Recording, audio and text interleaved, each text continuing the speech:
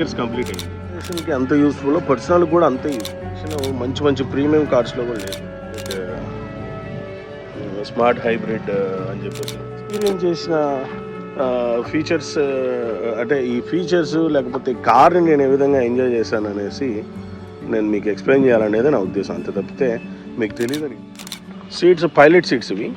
So ఇట్లాగా మన ఫ్లైట్లో కనుక ఎలా అయితే మనం బస్సులో ఫ్లైట్స్లో కానీ ఎలా అయితే కొంచెం సీట్స్ వాల్చుకుంటామో అది పైలట్ సీట్స్ అంటారు. బాగుంది.